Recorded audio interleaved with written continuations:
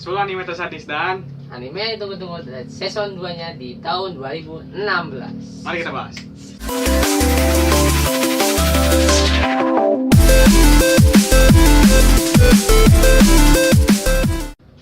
Yang pertama apa, Nuk? Yang pertama, Shokugeki no Soma akan rilis bulan Juli tahun 2016. Ya terus? Episode terakhirnya itu kalau nggak salah Yuk. si Somanya itu sedang bertanding ngelawan, pokoknya kemarin itu ada pertandingan masak Ya. antara tim A dan tim B. Hmm. Si Soma itu menang juara, pokoknya peringkat kedua. 2 sama 1 gitu. 2 gitu. Dua. Ya? Dua yang pertama itu yang jago kari itu, soalnya kan Iya. kemarin tuh temanya kari. Heeh. Nah, dia juara 2. Hmm. Nah, setelah itu udah bersambung. Nah, akan dilanjut season 2-nya tahun ini di bulan Juli. Tanggal berapa tuh? Tanggal berapa tuh? Kalau tanggalnya sih belum ada kepastian, tapi dipastiinnya bulan Juli tahun 2016. Bisa ditunggu. Bisa. Juni. Ya, Juli. Juli. Kita 3 bulan lagi lah. Nah, ya 3 bulan lagi. Ya berarti lanjut. Yang kedua, Shingeki no Kyojin. Rilisnya tahun ini, tapi bulannya belum dapat dipastikan. Pokoknya antara bulan pertengahan tahun 2016 atau akhir tahun 2016. Akhir tahun 2016. Oh, masih lama. Masih lama. Ya, bisa nonton anime yang lain dulu. Tapi di trailernya itu kalau nggak salah, gue juga kurang ngerti trailernya, tapi di temboknya itu apa ya? Titannya itu muncul. Gue juga kurang ngerti sih, kayak gue belum nonton juga gitu. Nah, trailernya lihat aja sendiri ya. Ya. Nah, sekarang masuk info inti. Iya. 10 anime tersadis yang selama ini laku lah. Ya. Yang pertama ada Elfen Light. Elfen Light. Lights. Ya. Ya, ini menceritakan tentang seorang gadis perempuan Yang mempunyai kekuatan Invisible Hand, yaitu kekuatan yang bisa memindahkan atau membunuh orang lain dalam radius 2 meter ngeri tuh. tanpa menyentuh orang tersebut. Coba saja bayangin, serem kan? Serem. Bener serem. Cara Iya. membunuhnya rata-rata sadis kan? Mulai dari tangan terputus, kaki terpotong, kepala terpenggal, badan terbelah 2 sampai jantung keluar juga. Ya intinya organ dalamnya pada keluar. Serem. Ya. Makhluk seperti ini sebenarnya dilahirkan dari orang tua yang normal, kan mati. Tapi dia seperti memiliki tanduk. Awalnya gua kira itu kuping, tapi taunya tidak, padahal tanduk. Cerita ini dimulai ketika New atau Lucy keluar dari laboratorium yang seperti tempat penelitian gitu, dan mulai membunuh orang-orang yang mau mencegahnya keluar dari laboratorium tersebut, sampai akhirnya dia berhasil keluar dan terdampar di pantai dan ditemukan oleh Kota dan Yuka. Udah ada trailernya belum? Atau ya animenya lah sekilas. Trailer, gue udah nonton trailer sih. Cuman lumayan sih kok kata gue. Oke, Yang selanjutnya kedua. adalah kedua Corpse Party. Apa tuh Corpse Party? Corpse Party menceritakan tentang 9 orang dari sekolah yang terdiri dari Satoshi Mochida, atau laki-laki yang ramah dan penyayang, namun agak penakut kecuali dalam dan saat-saat dimana ia dia dibutuhkan. dibutuhkan. Adiknya Satoshi ya, adiknya Satoshi ya, iya. Naomi Nakashima, teman masa pacarnya Satoshi. Yosuke Kishinuma, laki-laki yang agak bandel dan berlaku sebagai perwakilan kelas, dan yang lainnya. Soalnya banyak sih pemainnya. Mereka melakukan sebuah ritual Sachiko Ever After yang dikatakan dapat membuat mereka bersama selamanya. Namun, setelah melakukan ritual Sachiko Ever After yang dikatakan dapat membuat mereka bersama selamanya, sekolah yang terkenal akan insiden berdarah yang sering terjadi di sana. Berita yang menggambarkan soal itu adalah saat ada 4 murid hilang dan hilang. Jadi sih. Gitu. Ya. Cuman kalau lihat dari screenshotnya sih, gue serem juga nih. Ya sebenarnya sih matanya hilang satu. Iya sih, kalau di screenshot sih ini matanya hilang satu. Serem. Nah, ini yang ketiga adalah Mirai Nikki. Nikki. Ini anime rekomendasi gue banget. Ini gue udah nonton. Ini rame. Ini panjang ya episode-nya? Episode-nya Nah, antara 12 atau 24. Lupa. Pokoknya tapi ya agak rame. pendek ya. Rame sumpah. Jadi itu ceritanya tuh antara romance sama gorengnya tuh kerasa. Jadi gitu dah. Ya, ini saya bacakan sinopsisnya. Miraniki menceritakan kisah Amano Yukiteru, seorang hikikomori yang suka menulis dari diary. Dia lebih memilih menuliskan kejadian yang dia lihat daripada menerima ajakan teman-teman sekelasnya. Satu-satunya teman yang dimiliki oleh Yuki hanya teman imajinasinya, Deus Ex Machina, itu God of Time and Space. Itu misalnya kayak Tuhan dalam itulah ininya masa hayalannya gitulah. Ya, tapi bukan hayalan sih, itu mah jadi kayak beneran sih. Kalau kata gue, soalnya gue udah nonton. Ya begitulah intinya. Ya, semua berubah ketika dia mengotak-atik diary milik Yuki. Seluruh catatan dari diary Yuki memunculkan masa depan di handphonenya. Jadi dia bisa tahu masa depan dari handphonenya gitu. Ya pokoknya gitulah, rame. Boleh nonton, itu rekomendasi gue. Yang keempat, Six School of Death. Pasti semua pada tahu kan Six School of Death apa? Itu sempat rame ya, itu sempat jadi gitu dah. Rame. Apa ya? Trending topik lah intinya gitu. Anime yang ngetren beberapa mungkin kelas 3 SMP gitu. SMP ya pokoknya sekitar tahun 2003 tahun belakangan inilah. Saya rame juga, man. Itu tentang zombie gitu. Gila. Survival gitu kan rame. Lalu sinopsisnya. Sinopsisnya ya ini nggak usah lah, udah pada tahu pasti. Ya kalau mau tahu ya nonton aja dah. Nah, yang kelima, Shiki. apa itu sih? Shiki. Jadi dia dari screenshotnya seremnya apa ya? Matanya. Ya.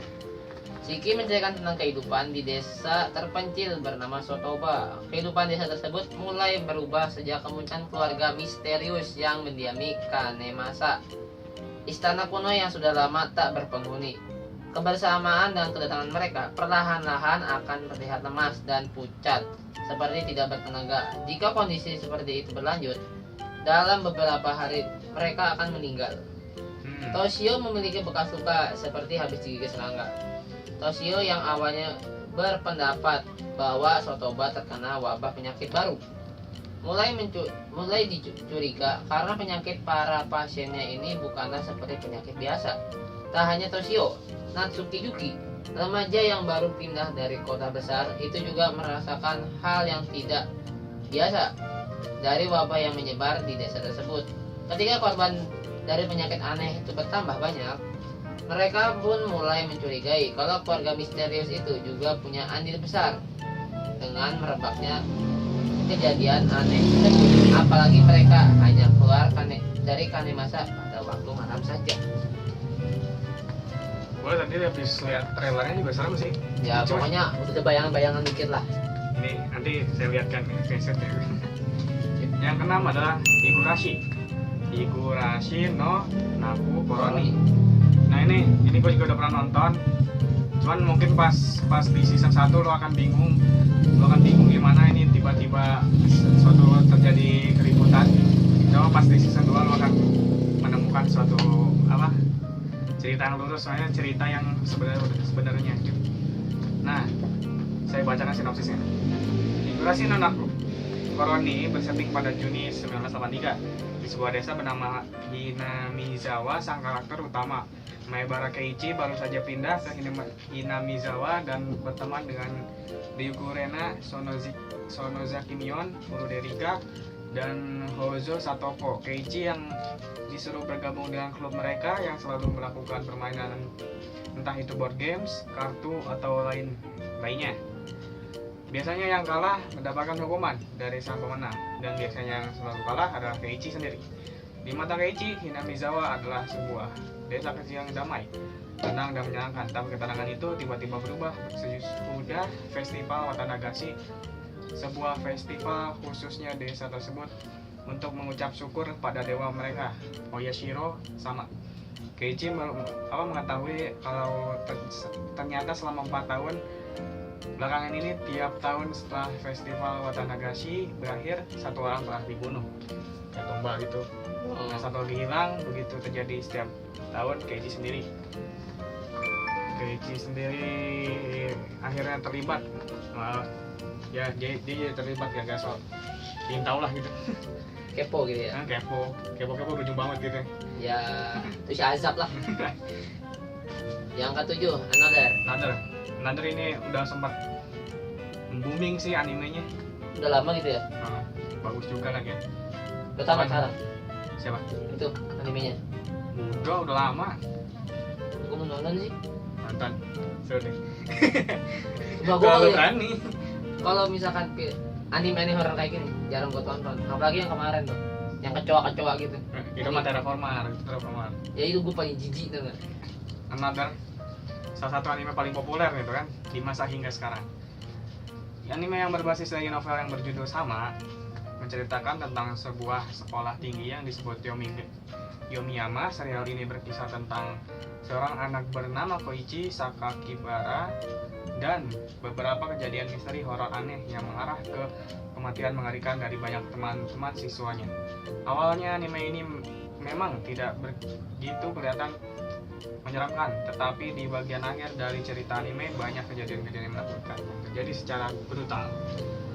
Nah, selanjutnya adalah Yang selanjutnya yaitu Deadman Wonderland. bacakan dong sinopsisnya. Udah pernah nonton belum? Jujur gue kalau horor nggak pernah nonton gue. Ini yang sini Bacakan sinopsis aja. Deadman Wonderland merupakan salah satu dari sekian banyak anime kelam yang beredar di pasaran.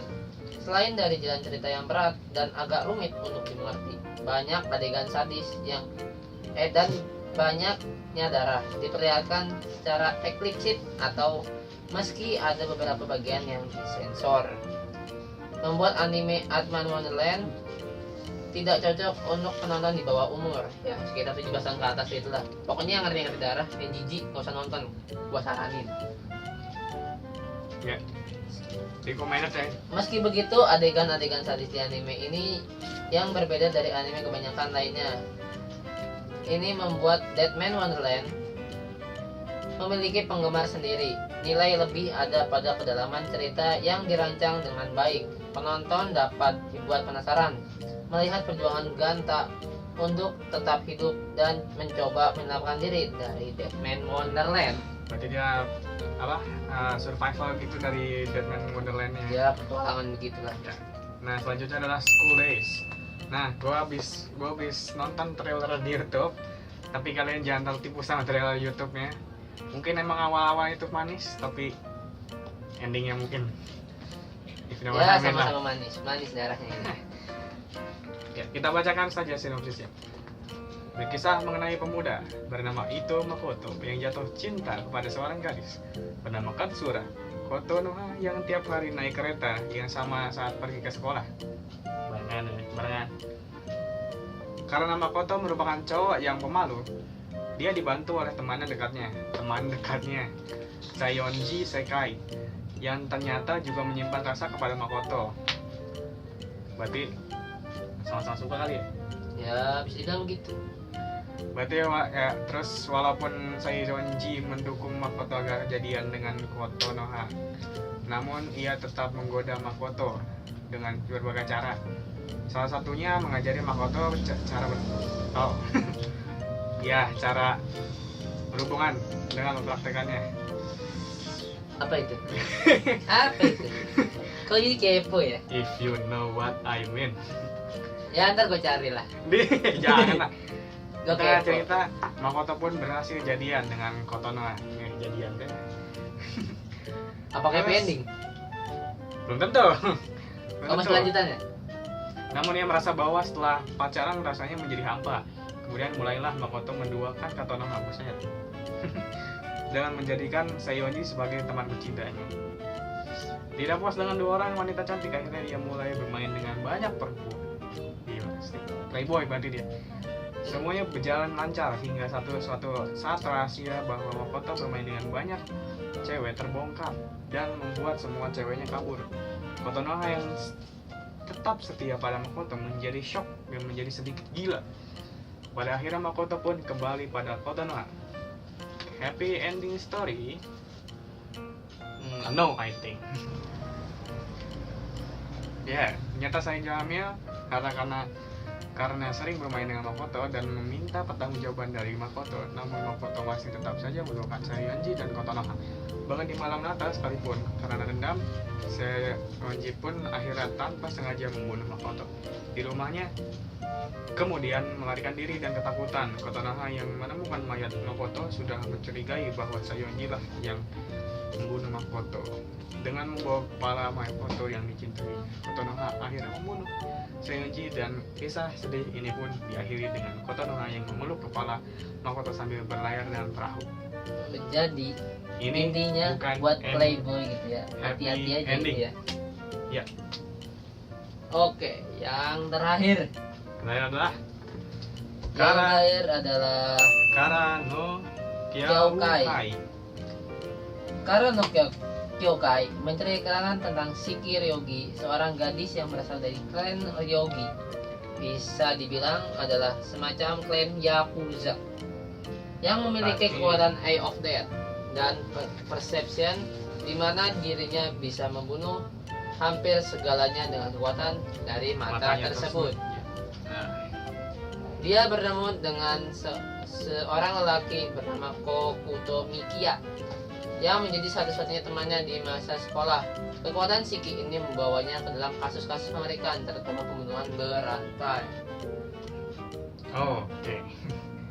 Ini berarti masih berhubungan dengan Yakuza, ya kan? Mungkin jujur gua belum nonton. Sama sih, gue juga belum nonton. Ini kita baru cari info doang, sama ngeliat trailernya doang sih. Ya, gitu.